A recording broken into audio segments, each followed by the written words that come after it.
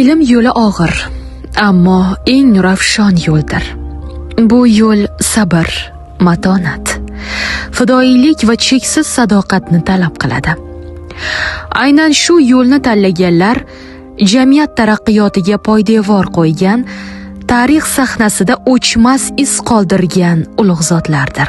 Tafakkuri, insoniyligi, hayotga bo'lgan teran munosabati va fidokor faoliyati bilan yuksak e'tiborga sazovor bo'ladi. Ularning har bir qadami yosh avlod uchun ibrat, el yurt uchun esa yo'lchi yulduz kabi porlaydi. Bugungi ko'rsatuvimiz qahramoni shunday insonlardan biri. Toshkent vaksina va zardoblar ilmiy tadqiqot institutining biopreparatlar laboratoriyasi mudiri Kamilov Husan Masudovichdir. U kishining butun hayoti ilmga bag'ishlangan. Bugun 80 yoshni qarshilagan bo'lsalar-da, hanuz o'rganishga va o'rgatishga chanqoq. Hayot yo'li, faoliyati, shogirdlarga bergan tarbiyasi har qanday inson uchun ibrat maktabidir. Professor Husan Masudovich farmatsevtika sohasidagi ilmiy faoliyatini 1985-yilda Sultonov nomidagi O'zbekiston kimyo-farmatsevtika ilmiy tadqiqot institutida boshlagan.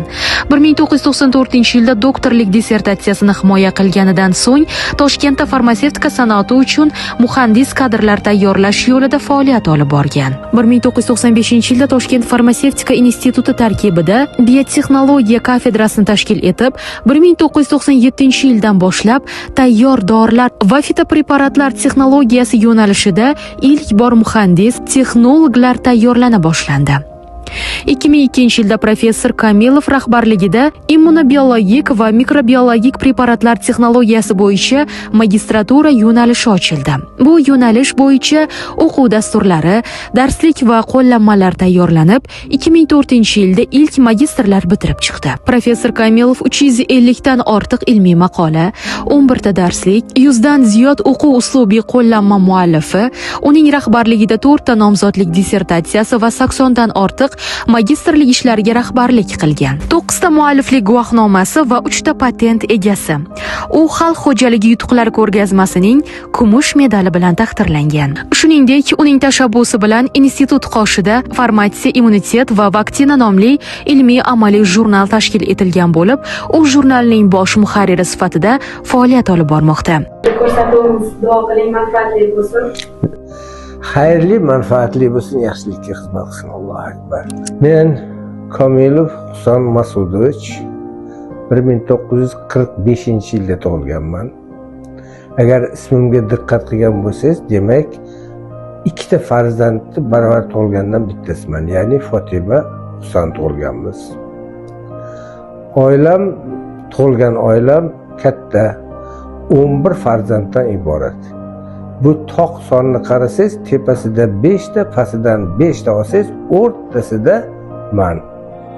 Ya'ni mendan katta oilamizda 5 ta farzand, mendan keyin 5 ta farzand bo'lgan. Otam ishchi bo'lganlar, Alloh rahmatiga olsin. Onam uy bekasi bo'lganlar. Lekin onamni bitta xislatlarini aytib o'tishim kerak. 30-yillarda bo'lsa kerak, O'zbekistonda savodsizlikni tugatish kurslari degan kurslar bo'lgan ayollar uchun. Ana shu kurslarda qatnashib, onam arab alifbosini bilganlar. Undan keyin ana shu lotin alifbosida o'qish, yozish o'rganib, hatto yosh bolalik paytimda ko'rganman, Moskvada chiqadigan Pravda gazetasida rasmlari chiqqan. 3-4 ta farzandlari bo'la turib, kurslarga qatnashib, shu o'zlari o'qish, yozishni o'rganganliklarini bilaman. Buni eslaganimiz sababi uyda o'qimishli ayol bo'lishini, bolalar tarbiyasiga qanchalik muhimligini shunda ko'rganman. Bizni hammamiz va o'qishimiz, uydagi tarbiyamiz bilan asosan onam shug'ullanganlar.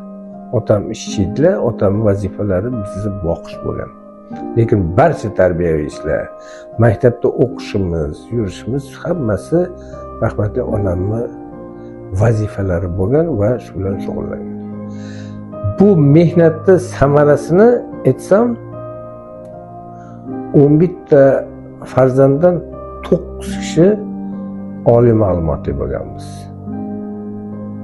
Men bilan birga 2 ta professor, fan nomzodlari bir nechta, eng muhimi bular turli soha vakillari bo'lishgan. 45-yil tug'ilganman, 51-yilda o'rta maktabga 1-sinfga o'qishga kirganman. Maktabni a'lo baholarga oltin medal bilan bitirganman. Maktabni bitirgandan keyin Toshkent politexnika institutiga o'qishga kirganman va politexnika institutini ham imtiyozli diplom bilan bitirganman. Malakam bo'yicha muhandis, injener texnolog deydi. Hozirgi zamonaviy tilda muhandis texnologman. Ilmga bevosita 70-yillardan kirishdim deyishim mumkin. Va ilm yo'nalishida, o'sha injenerlik yo'nalishida ancha-buncha ishlar qilishga ulgurdim.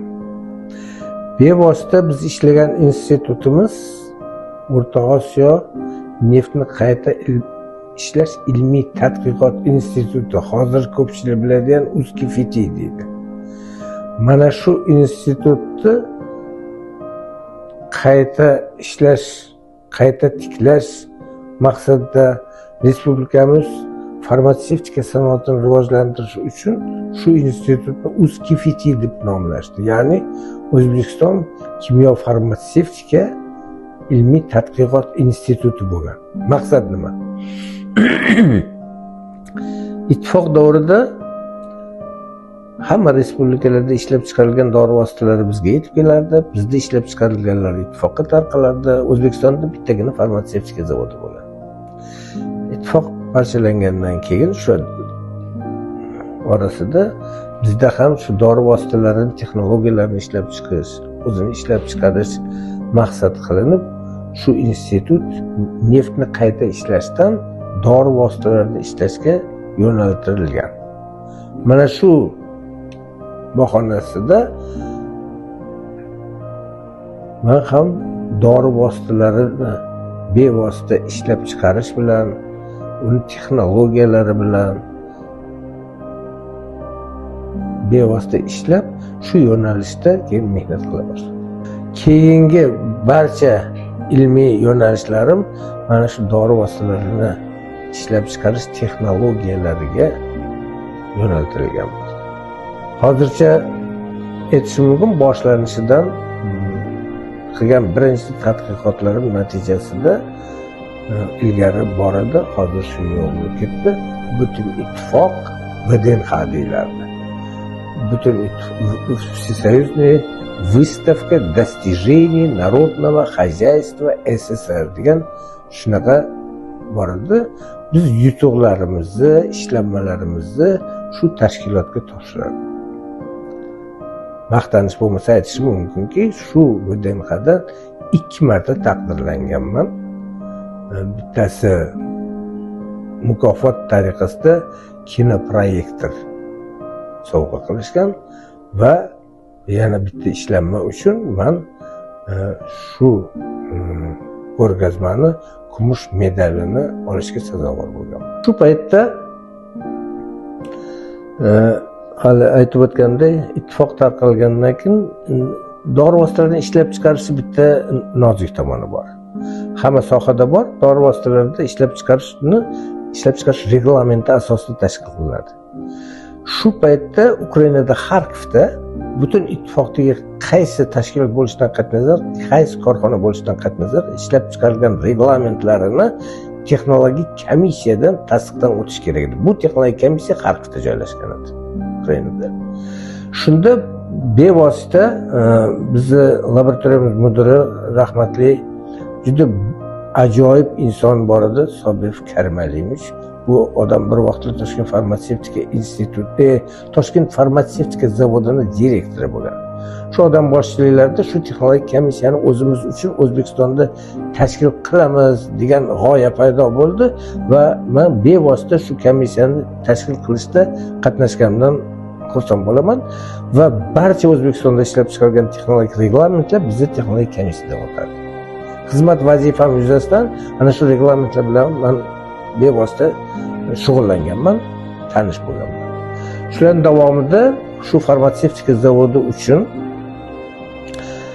ikkita texnologik reglament va bir nechta me'yoriy hujjatlarni tuzganman. Jumladan ittifoqda yagona ishlab chiqaruvchisi bo'lgan shu zavod bo'lgan Fitin dori vosita bor edi, vitaminlardan, rutin vosita. Har ikkalasi uchun texnologik reglament qilganman.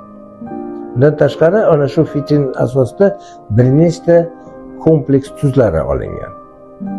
Mana bu tuzlarim texnologiyalarni ishlab chiqarish uchun tajriba sinov reglamentlarini tuzganman, mashq qilganman. Mana shu yo'nalish, ya'ni texnologik jarayonlar bilan bog'liq bo'lgan barcha tadqiqotlarim. Reglamentlar ishlab chiqarishda tatbiq qilingan, amaliyotda tatbiq qilingan, shular asosida dori vositalari ishlab chiqilgan. Keyin hozir sizga aytib o'tganim, Karim Aliyevich aytib o'tdim. Farmatsevtika institutini rektori bor edi, akademik Iskandarov, Sadla Iskandarovich, hozir ham bor shu odam. Uzoqni ko'ra bilgan bu ikkita odam farmatsevtika instituti qoshida injener kadrlarni ishlab chiqarishni yo'lga qo'yishni maqsad qilib qo'yishdi. Ma'lumot uchun aytaman, butun Sovet ittifoqi uchun farmatsevtika yo'nalishiga injener texnik kadrlarni sobiq Leningrad, hozirgi Sankt-Peterburgda tayyorlanardi. Bizda ham shu yerda tayyorlangan ba'zi kadrlar ishlashgan, bevosita men o'zimning shogirdlarim ham bor, shu yerda bitirib kelgan. Lekin ittifoq parchalanganligi uchun O'zbekiston o'zini kadrlarini o'zi yetishtirish kerak degan g'oya bilan farmatsevtika institutini qoshida injenerlar tayyorlaydigan yo'nalish ochish kerak deyildi va Sadla Iskandarovich shu vazifani menga yukladi.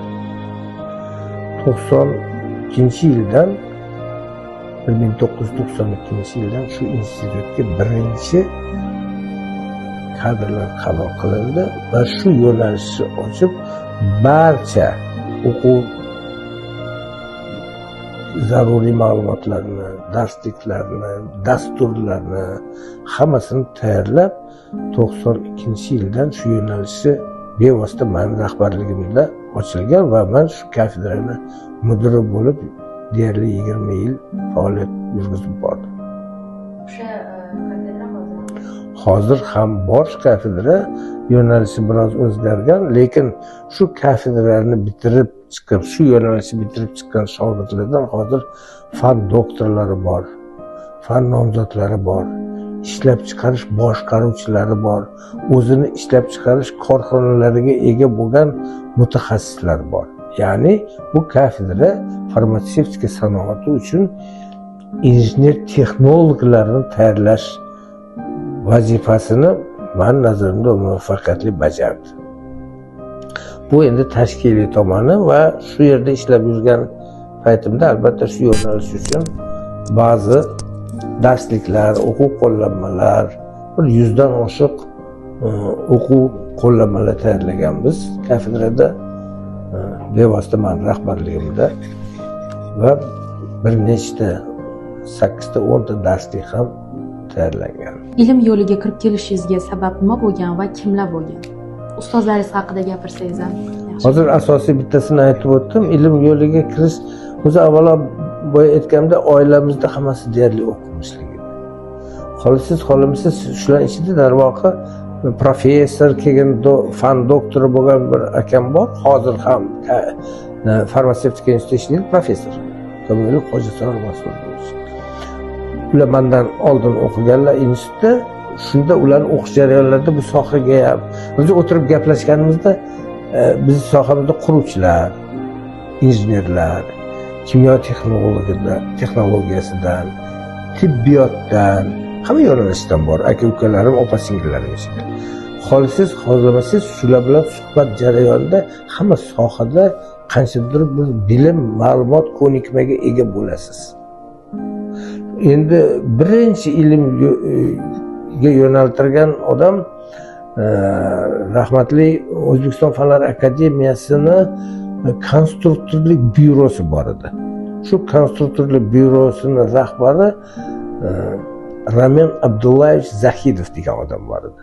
Shu odam bilan ko'p hamsuhbat bo'lib ham ishlaganman va keyingisini hozir aytib o'tdim, farmatsevtika zavodining sobiq direktori, keyin farmatsevtika institutida prorektor ham O'zbekiston kimyo farmatsevtika instituti, men ishlagan institutda laboratoriya mudiri ham konsernda bosh direktor muavini bo'lgan Sobir Karimalimovich bor edi. Mana shu odamni katta ishtiroklari bor ilm bilan shug'ullanishimda, shu texnologiya, dori texnologiyasi bilan shug'ullanishimda juda katta ta'siri bor deb ayta olaman. Ustozlaringizni qaysi jihatlarini o'zingizda jam qila oldingiz? Men qaysi jihatlarini o'zimda jam qila olganimni ayta olmayman, uni boshqalar baho berishi mumkin. Men o'zimga majburiy deb bilgan narsam doim o'qish kerak degan fikrim bor. Yangilikni qayerda, qaysi sohada bo'lishidan qat'iy shu bilan tanishish kerak. Odam men bo'ldi, men ko'p narsani bilaman degan odam o'sha kuni yo yutqizdi. Tamom. Chunki ilmni chegarasi yo'q. Men bu gap bilan yengillik ochganim yo'q. Hech qaysi sohada. Agarda to'xtab qolsa, bo'ldi, tamom. Odam rivojlanishdan to'xtasa, o'qishdan to'xtasa, o'zi o'rganishdan to'xtasa, bo'ldi. Uni bemalol pensiyaga chiqarib yuborib, xayrlashsa bo'ladi. Ana shu prinsip meni rahbarlarimda, ustozlarimda, xonadonimda, bizni o'qishimizga, masalan, onam sababchi bo'lganlarimdan, lekin otam juda qattiq talab qo'yardilar. Juda qattiq. Bir og'iz so'zlari bilan biz o'zimizga pasbaho olishni bilmasdik. Musobaqa edi xonadonimizda. Xonadonimizda oltin medalga bitirganlardan 2 ta, qizil diplomga bitirganlardan 4 ta odam bor. Bunday natijalarga erishishlaringiz albatta onajoningizning mehnatlari juda ham katta deb o'ylayman. Eng ko'p. Ilm bilan shug'ullanish bu bilim balki fe'l-atvorga ham bog'liq. Sizningcha yaxshi olim o'zida qanday sifatlarni olib yurish kerak yoki o'zida shu xislatlarni paydo qilish kerak? Juda bu sohada original bir fikrlar ayta olaman demayman-ku, men o'zimdan kelib chiqqanda avvalo odam qiziquvchan bo'lishi kerak bu bir. Ikkinchidan, masalan, menda shunday xislat borki, men umuman zerikmayman. Zerikish, kimdir zerikaman desa, men nihoyatda hayron qolaman. Bu qayerdan paydo bo'lgan bu xislat sizda, zerikmaslik? Kitob. Kitob o'qib ham zerikib qolish? Yo'q, ana shu kitob o'qish zerikishga yo'l qo'ymaydi. Demak bu hozirgi yoshlarga katta bir saboq bo'ladi deb o'ylayman. Mani masalan o'qiydigan, hozirgi texnika rivojlanib ketgan, masalan, kompyuter, telefon va hokazo bilan bitta xonaga xohlasangiz bir oyga qamab qo'yishingiz mumkin. Och qolmasam, agar chanqamasam, men zerikmayman. O'qiydigan narsa bo'lsa bo'ldi. Faqat uni o'qigan odam azga mushohada qilish kerak. Ana u zeriktirmaydi. Fikrlasangiz zerikmaysiz. Hech qachon. Men shunmanda, masalan, zerikish hissiyoti hech qachon bo'lmagan. Va bemalol soatlab biror narsa ustida shug'ullana olaman. Menimcha bu eng zaruriy xislatlar bo'lsa kerak. Bu sizni yutug'ingiz deb bilaman, to'g'risi. Rahmat. Zerikib qolish hozir juda ham ko'p avj olgan, ayniqsa yoshlar orasida. Hattoki kitobni bir jumla, bir sahifa o'qimasdan shu bir jumlani o'zida zerikib qolib, kitobni varaqlamasdan yopib qo'yadiganlar juda ham ko'p. Yoshlik maktabda o'qib yurgan paytimda mahallamizda kutubxona bor edi. Shu kutubxonachi ham ancha ta'sir qilgan. Kirganda menga bilmayman nimadir shu yaxshi munosabatda bo'lganman. Men falon kitobni bering demasdan bemalol kirib kitoblarni o'zim tanlash imkoniyatim bor edi. Yozda 3 oyda shu kirib, har kirganimda 10 tadan kitob olib chiqib ketardim. Menga hali hozirgi yoshlarni terminlari bor, VIP deydimi, nimalar deydi. To'la imkoniyatim bo'lgan, shu yerdan son sanoqsiz kitoblarni olib o'qiganman. Shu va ilm yo'lidagi kitoblarni o'qishga ham shunaqa imkoniyatim bo'lgan. Men institutga birinchi kursga o'quvga kirgan zahotim menda juda imkoniyatlar kimdir taqdir taqozosimi shunaqa bo'lganki, masalan O'zbekiston Fanlar akademiyasining fundamental kutubxonasi bor. Bu yerga institut bitirib, ilmiy tadqiqot institutida ishlab yurgan ilmiy xodimlar, o'shalarning hammasini qabul qilishmasdi. Taqdir taqozosimi shu birinchi kursga kirganimda menga shu kutubxonaga a'zo bo'lish nasib qilgan. Hozir bilmayman shu kutubxona qayerdaligini. Lekin mana kutubxonaga bemalol. Alisher Navoiy kutubxonasiga. Hozir mavjud Alisher Navoiy. Hozir mavjud. Men birinchi kursdan qatnaganman kutubxonaga. O'zimizning institut kutubxonasi menga yetarli emas edi. Kutubxona odamni eng yaqin, eng yaxshi do'sti bo'lish kerak. Menga u maktabdan qolgan meros. Chunki 3 oyda albatta Komsomol ko'li bor edi. Kunimiz o'tadigan, hozir yo'q bo'lib ketishi shekilli bilmayman. Ertalabdan kechgacha cho'milardik, yurardik, boshqa qilardik. Hamma bolalar qilgan ishlarni biz ham qilganmiz. O'sha yonida nima deydi? Non ishlab chiqaradigan non kombinat bor edi. Qornimiz ochqasi borib o'sha yerda buxanka nonni so'rab olib issiqini yeb yana cho'milaverardik. Kunimiz o'tishi oson edi. Lekin qolgan paytda kitob. Yana bizning paytimiz shunaqa bo'lganki, televizor mashhur bo'lmagan, kompyuter bor, telefonlar. Lekin ikkinchi tomondan kompyuter bilan telefondan unumli foydalanish, masalan, men telefonimda yuzlab kitoblar bor. Hozir hech qanday sotib olish qiyin bo'lgan kitoblar. Men yaqinda bitta kitob topdim. Ko'rmagan ekanman, ham borligini ham bilmagan ekanman. Hech kimning qo'lida emas, shu kitob mavjudligini ham eshitmagan ekanman. Hozir shuni o'qiyapman. Internetdan topdim. Bilasizmi kitob? Amir Temurning o'zi haqida yozgan kitob. Fransuz redaktori yozgan. 600 betdan ko'p, og'irligi bir 5-6 kilogramm keladi. Rasmida ko'rdim. Ammo hozir internetdan topdim, shuni o'qiyapman. Juda antiqa faktlar bor uning ichida. Hech kim yozmagan. Amir Temur o'zi yozgan tarix. Va ya Властитель мира deb yozgan kitob. Mana sizga. Siz uchun ham yangilik bo'lsa kerak bu kitob. Demoqchimanki, hozirgi texnikani katta ijobiy tomonlari ham bor. Nafaqat o'yinga, boshqa narsaga foydalanish kerak emas. Benihoya menda yana savol tug'ildi. Mana o'zingiz ham aytib o'tdingiz, bizning paytda televizorlar kam ko'rilardi deyapsiz. Hozir masalan raqamli texnologiya zamonida masalan o'sha gadjetlar, mana shu smartfonlar, umuman kompyuter yoki ijtimoiy tarmoqlar chalg'itib qo'yapti-da ilm olishga. Oldin ilming ziyoda bo'lsin deb duo qilishsa, hozir ilming nuqsin deb duo qilish kerak deb aytishadi. Bunga qanday qaraysiz? Chunki ilm ko'tarilgan deyishadi hozir. Endi har xil gaplar yuradi. Masalan, zamon o'zgardi, shuncha shunaqa. Zamon o'zgarmaydi. Zamon turibdi. Odamlar. Men shu bundan bir 30-40 yil oldin odamlar muloqot davrida bitta gap eshitdim-da.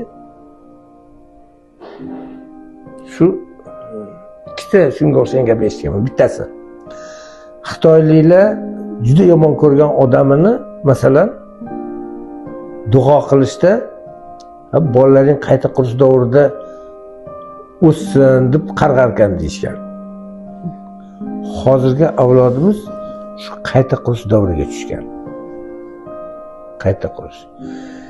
Endi bilasizmi? Har qanday xalqda, har qanday jamiyatda ko'zi ochiq, to'g'ri ko'ra biladigan, boshqara oladigan odamlarni soni nihoyatda kam bo'ladi. 1% kam bo'ladi. lekin jamiyatni qayoq tomonga yurishini belgilaydiganlar ham shular bo'ladi. Masalan 61-yilda o'qigan bo'lsam, men o'sha paytdagi maktab bilimimni esri xohlagan nuqtasida isbotlab bera olardim. O'zbekistonda maktab bitirib chiqqan yigit qizlarni ilmi hech kimnikidan past bo'lmagan.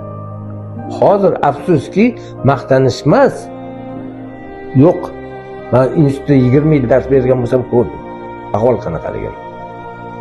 Bu yerga kelgunimcha Maksimov Zardoboy institutiga kelgunimcha institutda dars berganman, kafedra ochdim, yo'nalish ochdim. Lekin maktabdagi tizimdan chiqqan bolalar shu institutga kiradi.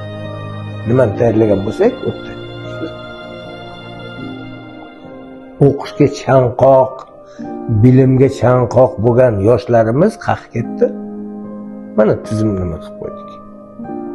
Men kimnidir ayblashdan juda yiroqman. Men chunki unga vakolatim ham yo'q, boshqa. Lekin ta'lim tizimi yo'qligini ko'rdim.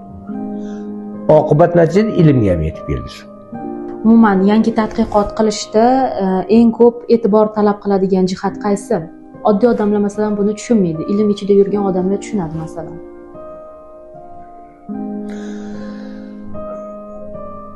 Mutaxassislikdan kelib chiqadi.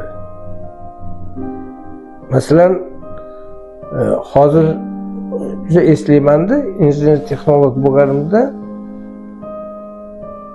birinchi lazer texnikasi paydo bo'lgan paytlarda. Men o'zim bevosita shu lazerlar bilan ishlab ko'rganman. Shunda savol berganman. Juda ham antiqa yangilik ekan. Shuni tibbiyotda qo'llash imkoniyatlari qanaqa ekan deb qiziqqanman. Nega? Chunki uyimizda tibbiyot xodimlari ham bor edi. Muhokama, munozara, hokazolar qilganmiz. Lekin afsuski ular bittasi pediatr, bittasi terapevt bo'lgan. Ichida xirurgiya yo'q edi. Ammo shu fikr paydo bo'lgan bizda. Mana hozir lazer texnikasi xirurgiyada, hatto ko'z xirurgiyasida boshqacha. Odam qiziquvchan bo'lishi kerak har bir sohada. Shunda bu lazer texnikasini tibbiyot sohasiga siz olib kirganmisizmi? Yo'q. Men shu paytda shu paydo bo'lgan. Menda shu taklif paydo bo'lgan ko'rganman. Demoqchi bo'lganim, yengillikni olib odam ko'ra bilish kerak. Qayerda nimalik borligini, sinchkov bo'lish kerak, ko'ra. U faqat ilmiy yangilik bilan biror bor narsani takomillashtirish orasida farqni seza bilish kerak. Bu boshqa narsa. Takomillashtirish u boshqa. Yangilik boshqa narsa. Bu yangilik bo'lish uchun nima deydi? Odamda o'zida baza, fundament, qiziquvchanlik bo'lish kerak. O'zbekistonda o'sha ilm fandagi qaysi yo'nalishlar bilan raqobatbardoshlik qila oladi? Bilasizmi nima? Bu sohada ham o'ylab ko'rsangiz, masalan, biz o'sha institutda o'qib yurgan paytda, maktab bitirgan paytlarimizda O'zbekiston hamma sohada emas, bir 3-4 ta sohada nihoyatda ittifoqda emas, butun dunyoda ko'ringan va butun dunyo tan oladigan natijalarga ega bo'lgan olimlar bor edi. Qaysi sohalarda? Matematika sohasi juda nihoyat darajada rivojlangan edi. Fizika sohasi, tibbiyot sohasi, geologiya sohasi, kimyo sohasi. Mana boshqalarida men qayerdadir axborot balkim yo'qdir, boshqadir, lekin men shu sohalarda bo'lgan yetuk olimlarni va ularni ishlarini butun dunyoda tan olinganligini, masalan tibbiyotda bo'lsa, shu paytda 2 ta olimimiz Lenin mukofoti laureati bo'lgan. Geologiya sohasida O'zbekiston Fanlar akademiyasining prezidenti 59-58-yillarda Habib Abdullayev degan odam edi. Shu oltin konlarni ochgan, boshqa qilgan. Buni fundamental izlanishlari bor. Butun dunyo tan oladi uni открытиялari. Matematikani, ayniqsa topologiya sohasida, statistika eng murakkab sohalarida juda kuchli akademiklarimiz bor. Kimyo sohasida bir nechta akademiklarimiz bor edi, kuchli. Ya'ni bu sohalarda o'sha bitta yetuk olimlar emas, shularni maktablari ketdi. Hozir ham shunday yetuk olimlar chiqishi mumkin yoki bor deb ayta olasizmi? Bor ham, chiqishi ham mumkin. Faqat bitta narsani e'tiborga olish, men o'zim fikrimda, masalan, Subyektiv fikringiz. Minglab, hatto ming yillab oldinlar bo'lsa ham, faraz qiling, mana Ulug'bekni yoki Ibn Sinoni, yoki Al-Biruniyni. Mana bu butun dunyo tanigan va minglab yil davomida hammaning tilida ulardan foydalanib kelayotgan olimlar. Uni hamma tan oladi va hech qanaqa bunga shubhaga o'rin yo'q. Lekin men boshqa tomondan tahlil qilaman. Mana shu yerda Ibn Sino turgan bo'lsa, masalan, uni tagida piramida bor. Bu bitta o'zi birdaniga yorqin chiqib qolgan degan fikrda men juda uzoqman. Shu darajada bo'lmasa, shunga yaqin olimlar, guruhlar bo'lgan, maktablar bo'lganki, bu yorqin chiqqan. Mustahkam bo'lishi uchun tagida baza bo'lishi kerak. Piramida. Tagi qanaqa katta bo'ladi? Tepasi, ammo ligi u ichida bitta bo'lishi mumkin, ikkita bo'lishi mumkin. Ana shu men fikrim. Buning uchun umuman tizim yaxshi bo'lishi kerak. Mana shu agarda ta'lim tizimi bo'lsa, maktabda yaxshi. Unda kuchli o'quvchilar institutga kiradi. Va shularning ichidan keyin yetuk olimlar chiqadi. Osmondan tushib qolmaydi. Shu tizim ularni yetishtiradi. Gap shundaki, muhit birinchi va asosiysi muhit. Uyda kitob o'qiydigan muhit bo'lmasa ekan, yoshlardan kitob o'qish ko'nikmasi hosil bo'ladi deyishimiz noto'g'ri. Qaysi tadqiqotingiz ustida juda qattiq ishlagansiz va siz uchun qaysi tadqiqotingiz juda qadrli? Bu ishni men hali tugatganim yo'q. Hozir siz kelishingizdan oldin ham shu ustida o'ylab o'tirdim. Men bu yerda chiqqan 11-yilda shu mavzu bo'yicha chiqqan maqola bor. Men qayta shunga kelaman. Mexanizmi bo'yicha endi u tadqiqotni yakuniga yetkazish uchun hozir tajriba qismini amalga oshirish to'g'risida u bilan gaplashaman. Bitta kasallik to'g'risida meni tushuncham, mexanizmim boshqacha. Masalan, nima desa bo'ladi? Juda ko'p dorilarimiz bor. Masalan, deylik, oddiy bir odamning qon bosimi oshdi. Qon bosimini tushiruvchi dori bor. Dori beramiz, uni qon bosimi tushadi. Lekin nimaga oshuvdi u? Oshish sababini tuzatdikmi? Faqat og'riq qoldirildi. Yo, tushirildi yoki og'riq qoldirildi. Lekin uni oshishiga sabab nima edi? Uni sababi juda ko'p bo'lishi mumkin. Biz qon bosimini tushirdik, lekin davolamadik. Bu simptomatika. Davolash uchun uni sababini topib, o'shani bartaraf qilishimiz kerak edi. Xuddi shunga o'xshab, mana hozir nihoyatda ko'payib ketgan qandli diabet. Masalan, u ham birinchi, ikkinchi tipi deydi. Masalan, ikkinchi tip qandli diabet. Shu kasallikni tashxis qo'yishdan boshlab qoyil qilamiz. Kasal boradi, masalan, ko'rinib turibdi, masalan, charchay boshladi, semirib ketgan va hokazo, diabet chaqiradigan muhitlar bor. Birdan o'zgarib borib, sarta tekshirdi, qonini oldi. Bilasizmi nimaga tekshiradi? Qondagi qand miqdoriga tekshiradi. Shunaqa deyishadi. Ha. Juda oddiy yo'li. Bunda qarab, qand oshib, masalan 5 bo'lishi kerak edi, sizda oshib ketdi 8 bo'l. Och qoldi bunda. Diabet bo'lib qolibsiz deydi. To'g'ri, u diabet bo'lib qolgan. Lekin qand ko'pligi uchun emas. Nega qand ko'payib ketdi? Shu insulinni. Ha, insulin qandni yo'qotmaydi. Insulinning vazifasi boshqa. Insulin qandni olib to'qimaga olib kirib beradi. To'qima qandni qayta ishlaydi, undan quvvat hosil bo'ladi. Insulinning vazifasi juda oddiy. Oldi, olib kirib berdi. O'sha insulinni faoliyati buzilgan bo'lsa, endi qandni miqdori oshib ketganini qonda tekshirgan odam bunda insulinni o'zi qanaqa ekan, bormikin yo'qmikin degan savol tug'ilishi kerakmi? Insulinni miqdori tahlilini qilishmaydi deyarli. Murakkab deyishadi. Oddiy usullari bor ular. Men masalan shu bo'yicha 10-mi 11-yil boshida davrida bitta magistrlik dissertatsiyasi qildirgan edim. Qondagi insulin miqdorini aniqlash bo'yicha. Shu magistrlik dissertatsiyasi yozilgancha qolib ketdi, men keyin bu yoqqa o'tib ketdim. Mana, xo'p insulin bor bo'lsa, nega u qandni yo'qotmayapti degan savol tug'ilishi kerak. Menda taxmin bor nimaganligi to'g'risida. Shu taxminimni oxiriga olib bora olganim yo'q hozircha.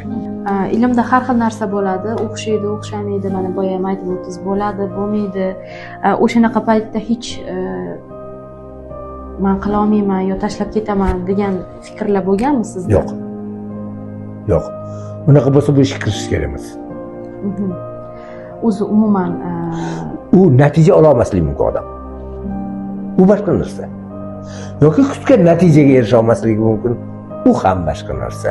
Lekin shartta tashlab, buni qilmayman deyish u mutlaq bo'ladi. Shartta tashlab, bo'lmadi, shartta tashlab yuboradi degan fikrdan uzoqman. Hammasi ham u agar o'zi qiziqib, topib, tanlab olgan yo'nalishi bo'lsa, u shu oxirigacha olib borishga harakat qiladi. Boshqa masala qachonki uni qo'lidan kelmadi, eplolmadi bu bittasi. Ikkinchisi sharoit bo'lmadi yoki u kutgan natija chiqmadi. Shunaqa bo'lishi mumkin. Lekin deb tashlab yo'q. Demak, qo'l siltab ketib bo'lmaydi. Yo'q. U noto'g'ri bo'ladi. U ilmga, o'sha narsaga nisbatan men xiyonat degan bo'lardim, to'g'risini aytsam. O'zi ilmga sadoqat deganda nima tushunasiz? Mana savol, o'zi shu savolni bermoqchi edim. Mana savolni davomini ochdi. Ilmga sadoqat deganda nima tushunasiz o'zi? U bilan shug'ullanishingizga hech narsa xalaqit qilmaydi deb o'ylayman. Boya aytib o'tdim bitta narsani. Men zerikmaydigan odamman, dedim-ku. Menga o'sha kitob bo'lsa, boshqa bo'lsa, demak ilmga sadoqat ham bahona qidirmasdan shug'ullanish kerak. Sharoit yaratish kerak o'zi. Birov yaratib beradigan ish emas bu. Odam chunki unga nima kerakligini o'zi biladi. Boshqa hech kim bilmaydi. Ilmdan rohatlanishi qanaqa ta'sirlar berasiz? Biron bir jo'yali natija kutgan narsangizga o'xshagan bo'lsa bo'ldi, sizga osh-ovqat ham kerak emas, o'yin kulgi ham kerak emas, televizor ham kerak, hech narsa kerak emas. Bo'ldi, siz o'sha bilan yuraverasiz, ancha vaqtgacha yurasiz. Siz o'zingizdan o'zi bir xillar ko'rish mumkin, hech joyda bu nima kulib yuribdi, o'zi ruhiyatingiz sezadi uni. U odam mutlaqo boshqacha bo'lib ketadi. Sizga ichdan kuch, quvvat keladi. Charchamaysiz. O'sha kuchingiz yetmasligi mumkin, masalan 50 kilo narsani ko'tarishga, lekin u ma'noda aytmaydi. Lekin siz bo'ldi, unga uni hech narsaga taqqosla olmaysiz. Ilmda natija chiqib qolsa, men hech esimdan chiqmaydi, hali studentlik paytimda. Qaysi paytda bir masalani yechimini men shunda ko'rganman. Shartta turib qog'oz qalam olib yetsam, o'sha to'g'ri. Bo'ldi, menga uyqu kerak. Yo'q. Shunga o'xshagan. Go'da ratsionalizatsiya предложение birdan kallangizga kelib, men bu yechim bor-ku degan fikr keladi. Bu u kam bo'ladigan narsa. Afsuski, kishi umrida bir marta agar shuni his qilsa ham, u katta gap. Menda yana savol tug'ildi. Bu menga qiziq. Masalan, ilm olishdan hech zerikmayman deyapsiz. Bunaqa energiya qayerdan sizdan? Qayerdan olasiz kuchni? Qayta izlanishga, o'sha zerikmaslikka, shogirdlarga bilim berishdan tashqari umuman muvozanatni qanday saqlab, qanday bu kuchga ega bo'lasiz? Bilmayman, mana doim, har doim qanaqadir rejam bo'ladi. Reja asosida ishlaysizlar. Rejaki, men buni qilishim kerak, men buni o'qishim kerak, men buni ko'rishim kerak. Shu ma'noda unaqa 1 2 3 degan reja emas. Shunga o'xshaydi, doim men biror narsani qilishni o'zimga rejalab qo'yaman. kallamda va shunga intilaman. Va hech qachon menga fikr kelmaydiki, ulguramikinman, qila olarmikinman degan fikr kelmaydi. Shu menga kuch bag'ishlasa kerak. Sizda ham intizom ham bor ekanda, unda intizom. Intizom dedim siz balkim. Lekin kuchim yetmay qolayotganini ham bilaman. U gapirganim mana tashqaridan bilinmasa ham shogirdlarim mana pastdalikda shogirdi bor, menda 90-yilda ham bitirgan, shu yerda ishlaydigan. Siz deydi, o'sha paytda qanday bo'lsangiz, hozir ham shunaqa fikrlarni bildirib yuribsiz dedi. O'zim bilaman-ku unaqa emasligimni. U davrdan 30 yil o'tib ketdi, men ancha yoshim o'tib qoldi. Bilaman unaqa kuchim yetmayotganini. Sizlarga agar shunaqa tuyulayotgan bo'lsa, xursand deb qo'ya qolaman. Lekin charchab qolayotganimni o'zim bilaman. O'sha paytda sizni yana o'sha rejalaringiz, maqsadlaringiz harakatga undashda davom etaveradi. Siz shu orqali yana kuch topib ketaverasiz. Aqlan sezaman. Men ulgurmay qolishim mumkinligini aqlim yetadi. To'g'risini aytsam, men hozir 80 dan o'tdim. Umringiz uzoq bo'lsin. Rahmat. Lekin egam biladi qancha imkoniyat berishini. Lekin nimagadir shu mashina ham qilsam yaxshi bo'lardi deganimga yetib boraman. Hali o'qiy olmagan narsalarim ko'p. Shuni o'qiyman deb reja qilib, hali qo'limga ola olmagan narsalarim bor. Hech bo'lmasa u ish qilish emas, shuni o'qib bilib olishim kerak bo'lgan narsalar bor. O'zim studentman, hali o'qiydigan. Juda chiroyli javob bo'ldi. Baribir umuman musiqa bo'ladimi, boshqa soha bo'ladimi, ilm fan bo'ladimi, baribir xatolik bo'ladi. Sizga saboq bergan xatolik bo'lganmi o'zi? O'zimga nima qilganim shu institut bitirish davrida bo'lsa kerak. Tashqi sharoit shundoq bo'lganki, men ishlarimni rejasidan chiqib o'tib qolganman. Majburan. Shunda juda qattiq qiynalganman. Hatto shunga majbur bo'lganmanki, shu chiqib ketganim uchun o'zimni qiynab, hozir sizlar tushunasizlarmi yo'qmi bilmayman. Sessiyada imtihon payti bir kunda 3 ta imtihon topshirishga to'g'ri kelgan. Yetkazib olish uchun.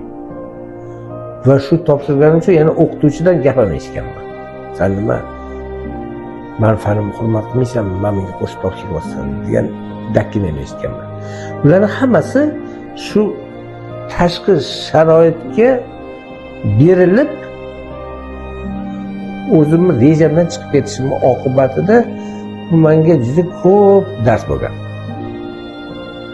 Yo'q, reja qilmaslik kerak, yoki o'sha sharoitni hisobga olish kerak, yoki undan qat'iy nazar ishingni qilishing kerak. Siz hozir qaysi birini ko'p nimadandir voz kechish kerak bo'lsa, men shundan voz kecha oladigan bo'lganman shundan keyin. Men sizga shuni o'rgatdim.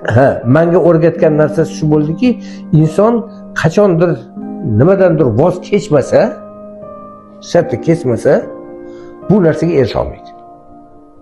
Men shu voz kechish mumkin ekanligini yoki shu zarur ekanligini, voz kechish kerak bo'lganda voz kechish kerakligini tushunib yetdim. Shogirdlaringizdan uchishda qattiq talab qiladigan talabingizmi o'sha nima? Nimani talab qilasiz? Uchishda qattiq mash bo'lmasa mash bo'lmaydi degan narsa. Birinchidan o'sha o'ziga sohasiga taalluqli adabiyotlar bilan yaxshi tanishishni qattiq talab qilaman. Bor ma'lumotlarni, oldingi ma'lumotlarni va hozirgi kundagi ma'lumotlar bilan tinimsiz va uzluksiz tanish bo'lishini qattiq talab qilaman. Rejalangan ishni o'z vaqtida bajarish va unga hech qanaqa bahona qilmaslikni talab qilaman. Shogirdlarga nisbatan odam nima deydi, mehribon bo'lish kerak deb bilaman. Qattiqqo'l lekin mehribon. Sizni o'shanga nimangizni, mehrligingizni, sizga o'shanga biror narsa o'rgatmoqchi ekanligingizni u his qilsin. demak sizni talablaringizga javob beradigan, sizni mehringizni qozongan, siz uni ismini eshitganingizda faxrlanadigan shogirdlaringiz bor deydi. Bor, xursand bo'lib, Bu mani shogirdim deb ichingizda g'ururlanib turadigan shogirdlar. juda xursand bo'lib ketaman. Bor. Shuning uchun ham xursand bo'lib yuraman bemalol. Bunday shogirdlaringiz safi ko'payishiga tilakdoshimiz. Rahmat. Mana yaqinda 8-may sanasida 80 yillik yubileyingiz bo'lgan. Ish faoliyatingiz davomidagi barcha xodimlar juda yaxshi kayfiyatda sizni hurmat qilib bir tadbir qilib kutib olishdi. O'shanda qanaqa hisda o'tdi? Uning ichida shogirdlaringiz ham bor, dil so'zlarini izhor qilishdi. Umuman ishchi xodimlar hammasi atrofingizda bo'ldi, mehr ulashishdi. Birga dasturxon yozildi. Bunda sizda qanaqa fikrlar o'tdi? Albatta, sidqidildan gapirilgan niyatlar, fikrlarga xursand bo'lasiz. Menda lekin boshqa fikr ham bor. Uni bekitib o'tirmayman. Shunaqa yubiley marosimlarida hech kim yomon gapirmaydi. Hamma yaxshi gap gapiradi. Hamma yaxshi tilaklar bildiradi. Men shularning ichida loaqal bittasi bo'lsa ham dildan, rostdan bo'lsa-chi deb xursand bo'laman. Bitta bekorga ishlamabman degan fikr. Mehnatim samarasini berdi. Mehnatim samarasi bor ekan, havoga uchib ketmabdi. Kimlargadir shundan naf bo'pti, foyda bo'pti degan fikr va kayfiyat paydo bo'ldi. Bu eng kattasi. Agar bir shogirdingizga sarflagan mehnatingizni samarasi bo'lsa, u samarasini u biladimi, bilmaydimi, unaqa. Siz o'zingiz tushunib ko'rsangiz, siz shundan xursand bo'laverasiz. Shu. Ustozlik faqat dars berish bilan baholanmaydi, balki hayotiy maktab yaratishdir. Kamilov Husan Masudovich o'z shogirdlariga shunchaki ilm emas, hayot saboqlarini ham bergan. Har bir talabasidan yuqori intizom, mustahkam bilim, aniq fikr talab qilgan. Qur'on, aql,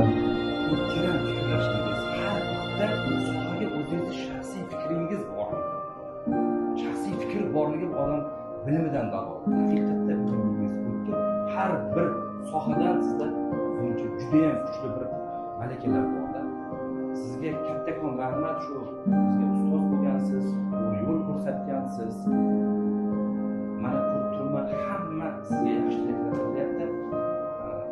Bizani endi nima deydi? Bizani sizga havas qiladigan joyimiz sizni duoyingizni olish. Sizni yoshingizga kirib, bizlar ham shunaqa ozoda, teran fikrlaydigan bo'lib yurishni biz orzu qilganmiz. Adamlarga nima qilasan, to'xta. Mana anaqa og'aynim, anaqa o'zlar endi ishga kelgandilar, farmistga. Zo'r kafedra ochdi, kakras sanga to'g'ri keladi, ichida umumiy kimyo texnologiya fani bor deb olib kelib tanishtirdilar. Ana shunda ko'rganman, xuddi o'zim ikkinchi odam ko'rgandek, ochiq chehra bilan kutib olganim esimdan chiqdi. Keling qizim dedilar. Ular o'tib tanishtirib, fanni etdilar. Shunaqa umumiy kimyo texnologiya fanidan dars berasiz deb, mana sizga dastur dedilar. Mana sizga adabiyot bilan, mana ma'ruza matnim, leksiyamga kiring dedilar. Shu bilan mana har bitta leksiyamni eshiting dedilar. O'zingiz qo'shimcha yozing konspekt dedilar. Menga shuni tutqazib berdilar. Qo'lda yozgan pochirklar juda ham chiroyli. Men ana birinchi unga emas, mazmuniga emas, pochirklarga ham qaytdim.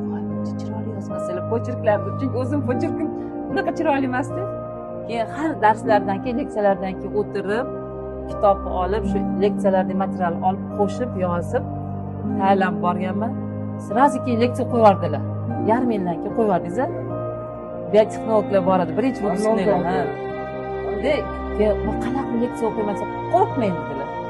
Ilmiy qilgan odam qo'rqmasligi kerak dedilar. Shu bilan dars o'tish anaqalar metodlarini kuzatdim. Yo'l, Xudoga shukr olib ketdim. Mana hozir mana kadrlik faoliyatimda ham aytmoqman. O'sha ish yuritish metodlarini hammasi ko'z oldimga keltiraman. Husan akam shu og'ir bosro'ylik bilan hujjatdan joy-joyga qo'yib qilishlarini. Husan aka katta rahmat. Baxt o'ziga sog' bo'ling. shogirdlaringiz ko'p bo'lsin, umri ziyoda bo'lsin, oilangizga, bizga hammamizga bosh bo'lib yuring.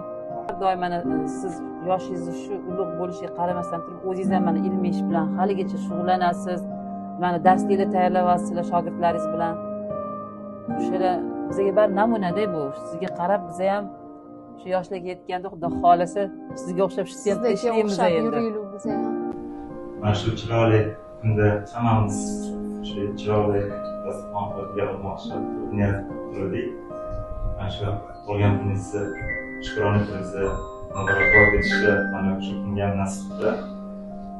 Mana shu qolgan kuningiz bilan chin dildan tabriklaymiz. Martabangiz qutlug' bo'lsin, qanchalik sog'lom bo'lsin. Har institutda biz o'qib yurganimizda, ishlab yurganimizda ham ustoz bo'lib, ham hajga borib kelishingiz bizga chiroyli bir namuna bo'lgan, chiroyli bir bizga ham tarbiya bo'lgan. Nechta ustozlarni ko'rganmiz, hammasi har xil usullarga o'rgatgan, lekin siz eng to'g'ri yo'lni bizga ko'rsatgansiz. Martabangiz ulug' bo'lsin, qanchalik sog' bo'lsin. Yoshlaringiz juda ham ko'pini ko'ring, umringiz ziyoda bo'lsin. Ilmiy faoliyatingizda sabr qanchalik muhim rol o'ynaydi deb o'ylaysiz? Juda muhim. Odam juda sabrli bo'lish kerak. Ilm qilishda ham, ilm olishda ham, umuman hayotda ham. Sabrda juda sabr deganda bunday qilib o'tirish tushunmayman men. Sabr degani o'sha tinmasdan shu bitta narsani ketidan izlanish, yurish, ishlash, mehnat qilish, ana shu sabr. Sabr degan tushunchani biz to'g'ri tushunishimiz kerak. Hali sabrli bo'lgan, xo'p deb bunday qilib o'tirsak, biz sabrlimiz deb tushunmayman. Bu nihoyatda kerakli xislat. Nihoyatda zarur xislat sabr. Sir bo'lmasa, shuncha yillik ilmiy faoliyatingiz davomida qancha kitoblarni o'qib tugatgansiz? Bilaman, minglardan oshiq. Oshiq. Oxirgi marta ko'chishdan Ali Ruslanning yomon gapi bor. Dva переезда равно пожару deyishadi. Eshitganmisiz? 2 marta ko'chsang, birinchi marta ko'chishimda taxminan bir 1200 ga yaqin kitob tashlab ketganman. Hovlida yashardim, uyga tashlab ketganman, qo'yadigan joyim bo'lmagan. Keyin yana yig'dim, keyin sovg'alar qildim, boshqa qildim. 5000 dan oshiq. Har holda sanamaganman, to'g'risini aytsam, lekin 5000 dan oshadi. Chunki o'zim qo'limdan o'tgan kitoblarni nazarda tutaman-da. Qo'limdan o'tgan bo'lsa, demak men o'qiganman bu kitoblarni. Har bir inson o'zidan iz qoldiradi. Ammo bunday iz ilmda, qalblarda, shogirdlarga qoladigan iz bo'lsa, bu chinakam hayotiy muvaffaqiyatdir. Kamilov Husan Masudovich 80 yoshida ham o'rganayotgan, ilmiy ish qilayotgan, shogirdlarga yo'l ko'rsatishda davom etayotgan fidoyi olim. Bugun ilm va men ko'rsatuvi orqali biz nafaqat ustozning faoliyatini yoritdik, balki hayotida ilmni markazga qo'ygan, ilmni eng ulug' qadriyat deb bilgan inson bilan yaqindan tanishdik. U kishining hayoti bizga bir haqiqatni yana bir bor eslatadi. Ilm hech qachon to'xtamaydi. Ilmni tanlagan inson to hayotining oxirigacha izlanishda bo'ladi. Keyingi ko'rsatuvlarimizga qadar omon bo'ling.